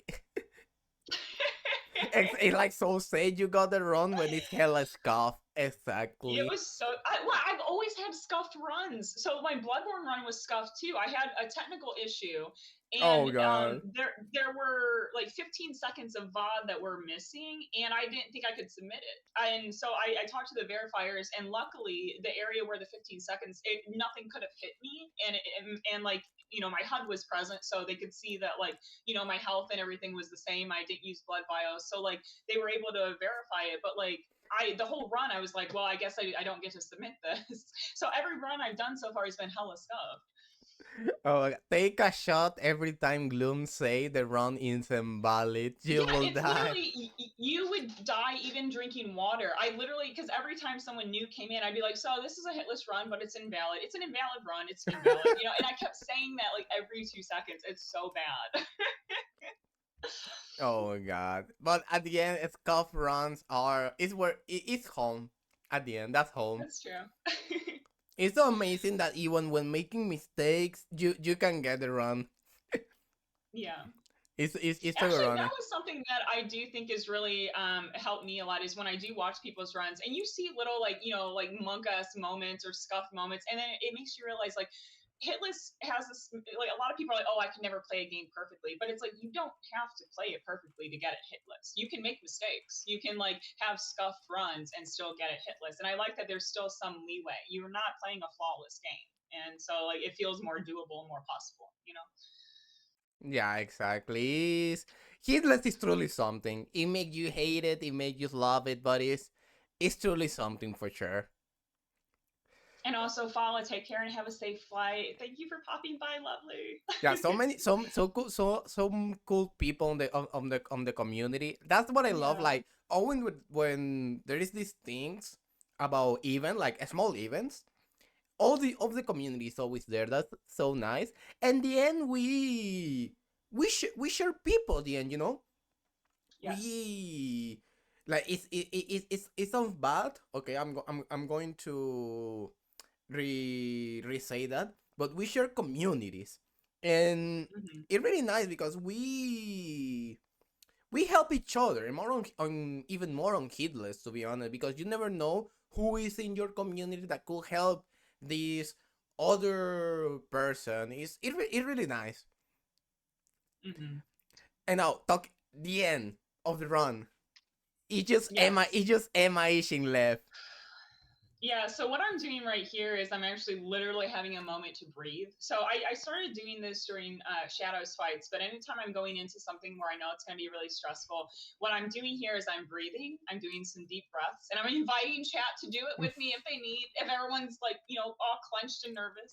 And then I remind myself, and here what I'm saying is like, we've done this a million times. We know how to do it. Now we just have to do it. And it's a good reminder because it's like we do know how to do it. We have done it a million times. So I'm just vocalizing that here and kind of talking about how like, no, we got this. We just have to do it. Yeah, exactly. Actually, that what you say, that is something that a friend told me when I was running Hollow Knight on my any percent. He When I reached for the second time the final boss, the first time I got hit, and I got really really sad, obviously. But then Mm-hmm. the second time I reached it, he told me, Kappa, it's just another Hollow Knight. It's just another boss. You have Mm-hmm. done this several times. You have done this in practice like 10 times in a row. It's just another boss. Just do it normally. And when I read that, something in me relax. You know, it's like I Yeah. started to believe in myself in a way. Yeah. Okay, cuties, let's breathe. We have done this before. Like breathing, yeah, I do it every time. And I have to say, literally, your Ishin was super clean. To be honest, it was super super clean to see. Because you were not even doing the 1-2 reading. You were doing the 1-1. That is even Mm-hmm. more dangerous because he can do weird Yeah. memes, and it looks Oh is yeah. so beautiful. To be honest. Yeah, hashtag thank Dev. So again, Dev, like the way I used to fight Ishin was super passive. Like I'd actually just run away from everything and only go in on certain things. And Dev was like, nah, we got we got to get you a little bit more into the battle and help me learn how to get that really hyper aggressive Ishin that like Dev does. The only move I still don't do when I'm doing hitless is like when he does the pushback and then you do a quick R1 into the Mikiri. I'm Yeah. still too scared to do that on hitless. I won't do that move, but everything else I try to do hyper aggressively on I it. started doing that, but on Immortal Severance, because Yeah, I saw I could do it and was like, wait, I can do it, and I started playing, and I was like, ooh, I can do it, and it felt really it really feels nice. so good. Like I do it definitely like when I'm just playing, and I think it's so slick. But like on hitless, I get scared because it's so quick. Like it's definitely like L1 R1, dodging in the Mikiri. It's like it's so rapid fire, and I get too nervous. Yeah, that for sure, and that's Shura. All right, once And that's again, true. Yeah, GG. Can we get thank some you. GGs on the chat Oh, thank you, for Toa. Gloom? That soon we are Thank getting you. even more runs for sure. I'm So, excited for it. such an amazing. It was for sure one of the shooters of all the times. My favorite so far. My favorite shooter, that for sure. Oh, thank you. You cannot even say that. No, it's just a normal shooter. No, no, no, no, no. You have to watch it to understand what is so different. It uh, was wild. Like to me, it's like my favorite. Like obviously the Bloodborne run was very meaningful to me, but this one was just different because it was also the first one where I got to be on pace for, because for Bloodborne again, because I had the technical issues, I asked that I wasn't put on pace because yeah. I didn't think it could count. And so I was like, we'll finish out the run. We won't do on pace. So this was my first time getting to experience on pace and to see like the community and like a lot of like people that I look up to in the secure community happened to be there, and I got to meet and say hi to them for the first time, which was really cool. It's really nice to be honest. It's just more. Yeah, I mean, your hitless journey has only started. To be Mm-hmm. honest, you are Yeah. one of the new generation. We don't even know Vivid. what's next. But for me, it wasn't. Sadly, it wasn't the first run I got because my first hitless run, I got it 3 days after starting running. Oh, really? Wow. Wait, what was your first one? What did you I start with? I start with Hades with the Ramas bow. That was my Okay. that was my first, and I really got because I really knew the game because I Mm-hmm. played a lot of hours casually, and Yeah. I knew the game, but I really didn't know about this on pace, and Hades has been always a kind of dead game on hit list. So there was Wait, really? Wait, yeah, what do you mean by dead game? Like they just don't run it a lot, yeah, or? there's not that much, like there is people running it, of course, but not that actively. It's Huh, interesting. I didn't know that. like it's not like you can find uh 20-30 people running Dark Souls, on stream right now. But on Hades it's weird to find right now someone running it, to be honest. And that's one of the reasons I stopped running Hades, because I felt like people didn't really want to watch Hades. I love Hades, and the moment Hades 2 drops, I'm going to drop college and become a Hades 2 streamer. Yeah. I'm I'm going to excited. like. Wait, when is it coming out? Because they did you sign up for Yes, the I test? did. Sadly, I haven't get Oh, into it. you haven't got it. And the moment the early access drop, I'm going Yeah. to get insane into it, because my objective is getting at least world record once on one category, on the main That would be category of cool. speedrun. And that's That my sounds awesome. objective at least. But I'm going to play casually a lot. Casually a lot. I'm not going to get Yeah. nor in kidless nor in a speedrun until I have like 200 hours in the game or something like. But the moment the game drops, I'm going to be playing it on stream so much time, like insane amount. That's for sure. Yeah. Now, since well, once again, Gloom, GG for the run, and Well, thank you. now let's talk a bit more about your other, let's call it niche or content that you do, the alternative controller. So, like I thought, Yeah. we have first, no, it's not alternative controller, but we have the one finger challenge. Yes. Okay, the first question: why? Okay. Yeah, it's a good question. So normally, like with these runs, I have a reason. This one's kind of silly. It was for the memes originally. So the way that this started was I was having a weird week. I wasn't feeling great, and I was like, you know what? I just want to do something really silly.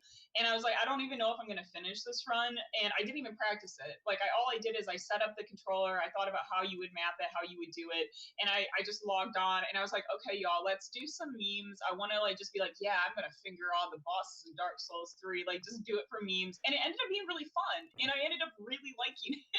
Which I don't recommend fingering the bosses. That's not sanitary.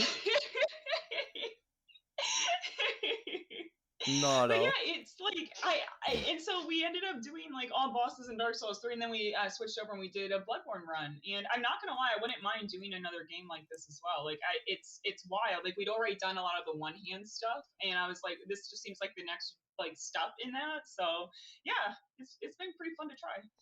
Now we can say that Dark Souls is even a hard game. I mean, you beat it with one finger. Like, we can we even say that Souls are a hard game now? Well, I think, yeah, I mean, they are. These games are hard. The thing that I think allows me to do this sort of thing, because, like, for instance, our Bloodborne run was fast. We did it in sub 7 hours, all bosses, and with one finger. Bloodborne's an incredibly challenging game. But the thing that allows this to happen is I had done these games on Dance Pad, and when you do games on Dance Pad, I mean, you have 2 feet, right? Yeah. So you can't really play the game in a way you would normally. You have to kind of think and learn strategies where a lot of times you're only doing one input at a time. And so it's not that these games are like easy or something. They're not. They're incredibly challenging. But I've already trained and had many, many, many hours, probably like hundreds of hours on Dance Pad at this point, only having the option of one input. And so it, for me, it translates really well to doing a one finger type of run. Yeah, it makes a lot of sense since you're so restrict in your inputs. The moment Mm-hmm. that you get more inputs, but at a lower rate in a way. So Mm-hmm. it's way better for sure. Because Yeah. basically you did it with your feet. It's no you're doing with just with your hand. Just one input at a time. It's really interesting to be Mm-hmm. honest. It's not the games are easy, it's just that Glum is crack. That's true though. And I don't even think it's necessarily that I'm cracked. I just have a lot of hours in them now. I mean, like, for Bloodborne and Sekiro, I have over 500 hours in each of those games. Like, I've just put, hundreds and hundreds of hours into, like, learning how to do challenge runs and thinking of these games in a different way or, playing them with my feet, you know? Like, anyone can do this. Like, if someone's out there, like, thinking, like, you know what? I want to do one finger Bloodborne. You can. Anyone can do this 100%. Yeah, that's true. Now, on these challenge runs, which boss are you always looking forward? Ooh. Okay, so Dark Souls 3, I really like Midir to fight. Midir is probably like one of my more consistent fights. I just feel really comfy with him, and I think he's so cool. So like, I always look forward to that. And of course, like I don't think I'm very good at fighting Sister Frida, but I think she's a really cool fight, and Oh it's yeah, always that for really sure. exciting to get to her. So for me, it's like the DLCs, and the same thing with Bloodborne. Like I like Ludwig. Getting to fight Ludwig is like just like I always look forward to it. So I guess like the DLCs, they're just so good. They're just so good. I just feel that the DLCs are always the you are always looking forward to the DLC in a From Software game for sure. Mm-hmm. They are so well made. They feel like a different game. And I have to agree, Ludwig, the first Ludwig, yeah. the first time I fight him, I wasn't really looking forward to it. To be honest, because it took me a while. It's the first boss that you fight on the DLC. Because I was used to the boss like killing them on the 1 second try. Bloodborne wasn't that hard to me in casual playthrough. Okay, Mm-hmm. the moment that took more hours, well, you're in Orphan of God. It was the DLC mostly, but I reached Yeah. Ludwig, and I was like, okay, this is hard, and I was stuck Yeah. like 1 hour. 1 hour, and even Famorian was there watching. Was like, "What do you mean, Kappa? Literally, this boss took me like 5, 6 hours." And was like, Five, and 6 hours. That's rookie numbers. Lawrence took me 14 on my first playthrough. 14. well, Lawrence is a boss, though. I don't think that is there anyone looking forward to find Lawrence though? I do. I still hate him. Like it was my first From game and my first experience, and I still to this day hate Lawrence just because of how much of a like pain he was on my first play. Yeah, but actually Ludwig, I ended up liking Ludwig because the OST of Ludwig is Oh, the OST really is so good. nice. But also something that not a lot of people don't really know is that I had to fight Ludwig on New Game Plus 3. Oh yeah, because your game glitched where you didn't have the DLC, right? Or No, something I happened. had the DLC, but I forgot one weapon on the DLC to get the achievement. And that Okay, weapon, you yeah. get it after killing an NPC. And I didn't know about that. I just saw it Mm, because when Ghost was running all achievement, I was like, wait, the DLC has achievements? And I was like, wait, it has weapon achievements? And I was like, oh, I'm missing a weapon. And it was after Ludwig. And I didn't want to restart the game to reach a DLC on New Game Plus Zero. So right. I went on my save file of New Game Plus 3 to the DLC, and Ludwig was pain. Oh my It gosh. was pain because New Game Plus sequels on Bloodborne, as far as I know, they don't work like in Souls game normally, and the HP escalate a lot. Yeah. It was horrible, totally horrible, but it was fun at the end. It was really fun. And I'm happy to say that I beat the game without using a summon, so I'm really happy Oh about that. To yeah. be honest, I'm really happy because I'm literally unstoppable force with against the unbreakable wall. It was Do you it was really fun for sure. do you want to go back into a blood level 4 at some point? Like, is that something that would be interesting to you? That's something I have never done. The closest I have been done to SL1 or BL4, it was before I started doing Dark Souls 3. I did Hmm. like a short also one, but since I didn't remember a lot about the game, I didn't truly know what I was doing. And I feel that if you're doing SL1, BL4, or like restriction runs, you should at least know the game, you know? Like you should know. And I feel like maybe I will be interested in doing BL4, but I don't know when. But I would like to do Yeah. it. I would like to I because I like It's a Bloodborne. good one. Yeah, like for me, like I've done like a lot of different types of challenge runs, and my first Blood Level 4 is still one of my favorite runs. It's like at that point, it felt so hard and so impossible, and but like when you do it, you just get to really learn the bosses and like Oh really yeah, figure for out sure. little like tiny little aspects of them you wouldn't normally, and like I loved it. It's such a fun challenge. Yeah, I feel that it's mostly I don't really like doing challenge like you do, like alternative controllers, because I feel like mostly my brand is just hitless, you know, hitless and Right. speedrun. So I Hmm. feel I always have that this idea mentally that if I do something that is not hitless, or in this case Hades speedrun, which well I haven't started again because I'm waiting until the game show comes out again. But I feel like if I do something that is not that, people is not going to like it. So that's why I will. Oh, I have the. It's funny because I know exactly what you're talking about. I have the opposite. So I would love to do like more hitless stuff or even do like hitless routing on stream. But for me, like alternative controllers seems to be what people are maybe a little bit more interested in watching. So I always get kind of nervous about doing the hitless stuff on stream. So I feel like really opposite in that way then. Yeah, but it's really interesting because people have different brands and the at the end, and it pretty much at the end you never know what your community want. Maybe in a few, maybe before starting Bloodborne Hitless, I will do BL4 maybe. It's just Mm-hmm. that the thing with Build 4, it scares me to do Orphan of Cause. And it's like, oh, Orphan of Cause is optional. No, if I do Build 4, I'm going to do all bosses plus DLC. And I'm scared of doing Orphan of Cause on Build 4, to be honest. It scares me a lot. Nah, you'll get it. I honestly like. I mean, maybe this is like a weird take. I don't think. Okay, so for me, I don't think Orphan is the trickiest BL4 boss to get consistent. For me, I would say it's Maria For because I feel like real?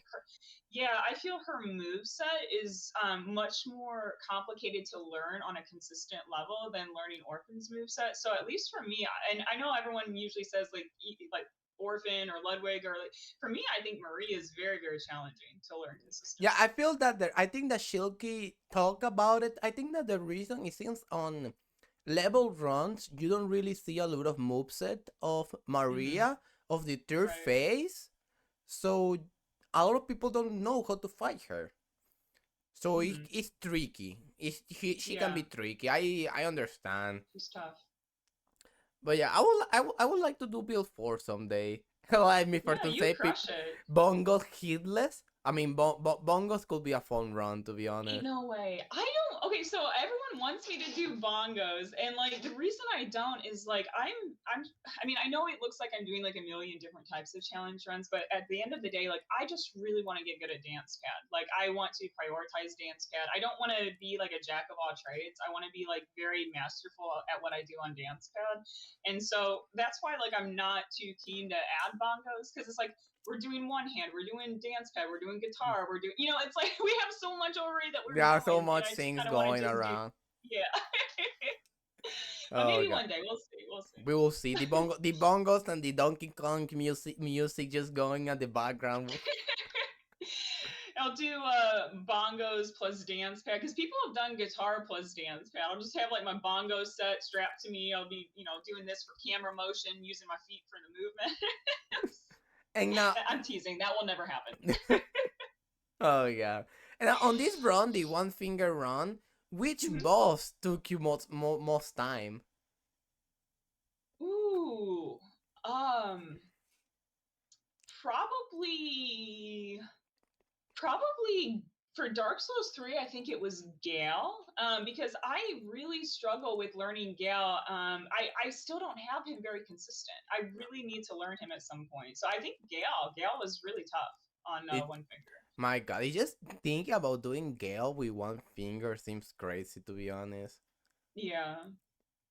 It sounds And so tricky. I've never had a clean fight against Gale. Like I think most bosses at this point in Dark Souls 3 I've had like pretty good clean fights, but like Gale's the one I will always have. It'll be like zero Estus. I always use like every Estus. I'm using an Ember. I'm doing anything I can to even get through that, but I really struggle with him. And I think what I'm going to have to do at some point is I might just have to sit down with Mikolash and be like, okay, just tell me where am I messing up? Because it's like I watch the videos, I see what I'm supposed to do, but somehow I always get hit by like everything in that fight. It's so Your tough for me. your finger is not fingering.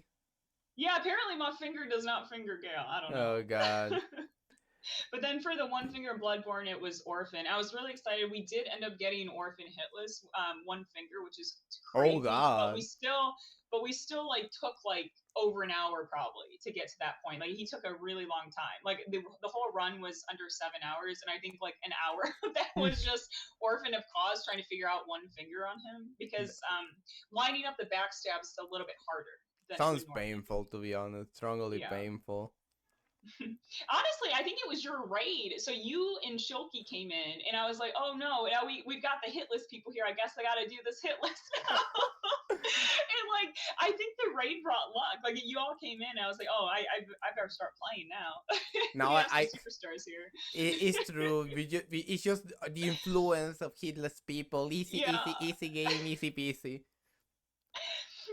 Oh I God. do you ever feel that way? Like if there's certain people in your chat, because like I definitely like if I'm playing Bloodborne and Ghost is there, I'm like, well, time to play Bloodborne now because I don't know, it's like they inspire me so much, and then like it helps for some reason it helps me focus. Where if certain people are in chat, I'm like, okay, we're gonna play this game now. Like I'm locked in. We got this. We can do this. Yeah, I feel that way when there is someone who knows about the game.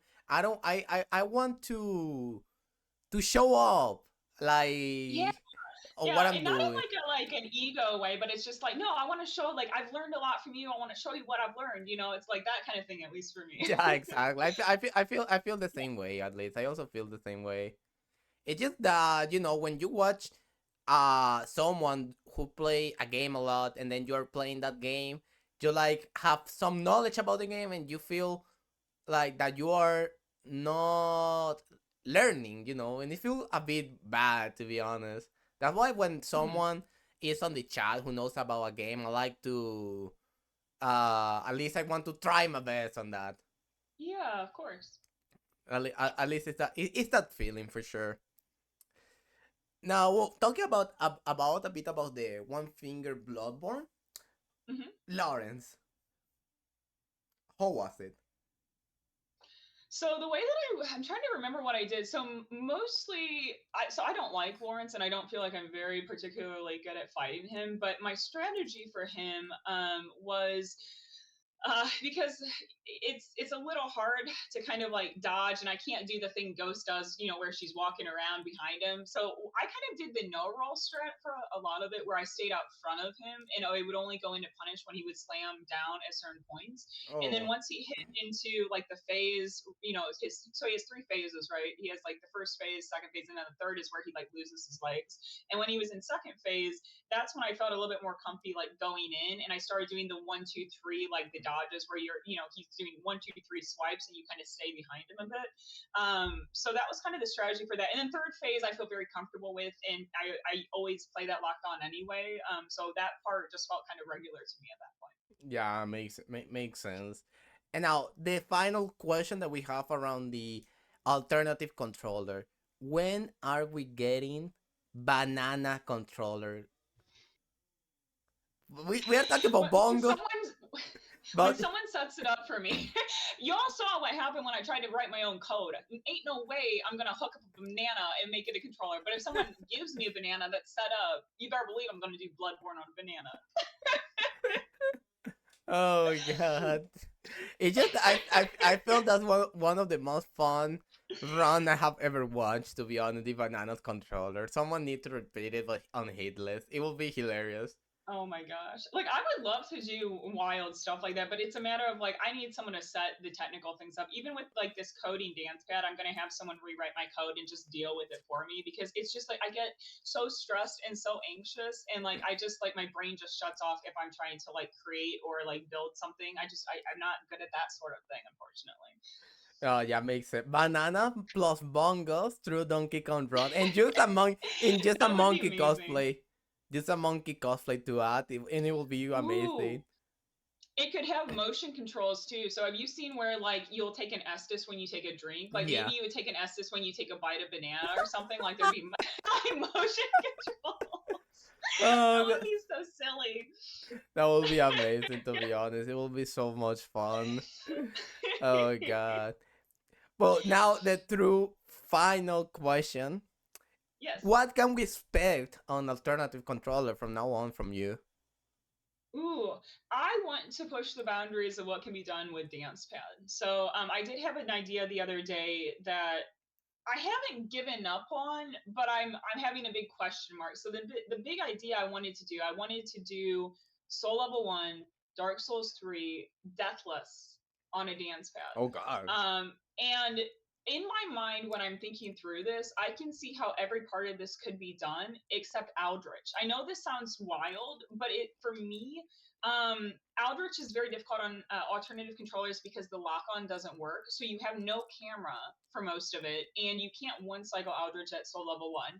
So I'm going to talk to people, but if there was a way that we could find a consistent method for Aldrich Soul Level 1, I would do this. It would take months and months and maybe even like a year to get this run, but I do actually think it's doable. And I would like to try to push the boundaries of what you can do on Dance Pad and try to take on these harder challenges that people haven't done before. So that's kind of what I'm looking at for like next steps on the Dance Pad. Yeah, I feel Aldrich can be looped on Soul Level 1, but obviously not with a dance pad. It's going to be so complicated. Right.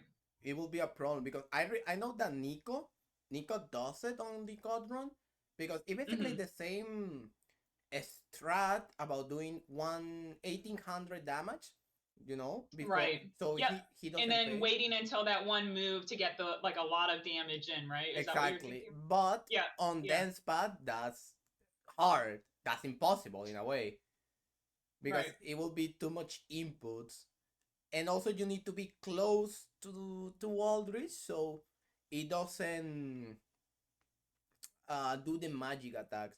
What I'm thinking, because I'm guessing that because the only person I know, the other person I know about doing alternative controller is Fede, like I said, the Argentinian guy who does with the Mm-hmm. piano.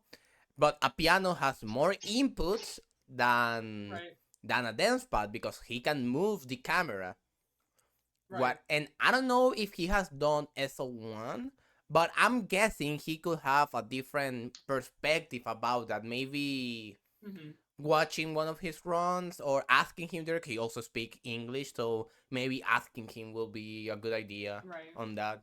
Because I'm also working with friends who do know how to code, and what we're trying to do is we're working with my dance pad to get layers. So what I mean by Oh, that is like the top layer would be like attacks and motion, but then say we would have a second layer where we could have full camera range. And so if we're able to code that in, and I can get comfortable and fast enough with it, maybe we can start doing this. So that's kind of what I'm thinking about trying to innovate and figure things out. So we might potentially be able to have a second layer activated for just camera. You know what I'm saying? yeah. Oh, that sounds nice. You got what Yeah. also you could do. You buy an original DDR dance pad, the one that has double space, the one that like Flipsy has but double, Mm-hmm. And then Well, one. okay, but I still have 2 feet. I have 2 feet. Everyone always says that. They're like, or hook up a second dance pad, but like, I still have 2 feet. Like unless we start doing Twister and I put my hands down or something Yeah, else, exactly. like. That's his strat. That's his strat. But I will say, here's the craziest hitless thing I've ever seen on dance pad is someone did Soul Level One, Demon Princes, Oh, Bandit Knife, hitless. oh And the God. fact that someone can do Bandit Knife, Demon Princess, SO1 hitless on just a regular dance pad with like no extra layers, no extra camera, that was the moment where I'm like, I think harder things can be done on dance pad than we previously thought. Yeah, Because that's that's true. that's so hard. That is such a tough thing to do, and it is possible that people have done that. Only 2 feet. Let me call Godric.